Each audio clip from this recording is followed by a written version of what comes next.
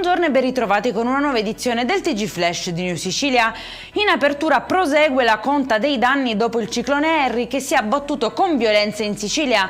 Un'emergenza che, secondo ANCI Sicilia, va oltre il maltempo e colpisce identità, economie e comunità locali. I sindaci chiedono di avviare una ricostruzione strategica.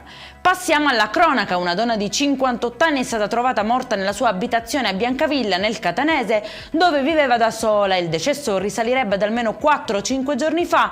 Non ci sarebbero però segni di violenza né tracce di effrazione. Prevale quindi l'ipotesi di un incidente domestico. La procura valuta adesso se disporre o meno l'autopsia.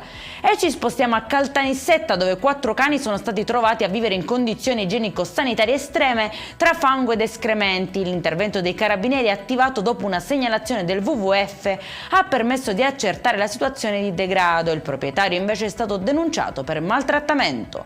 Momenti di paura sempre nel Nisseno, dove una bimba di 17 mesi ha ingerito accidentalmente alcune pillole della madre ed è stata soccorsa d'urgenza.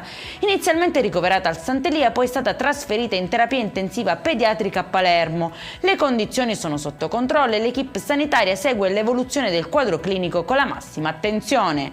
E in chiusura si è spento all'età di 85 anni Aldo Morgante, storica figura del teatro siciliano. In oltre 60 anni di carriera ha portato nell'isola grandi nomi della musica e del teatro, contribuendo in modo decisivo alla crescita culturale. Numerosi messaggi di cordoglio che ne ricordano la visione, il coraggio e l'eredità artistica.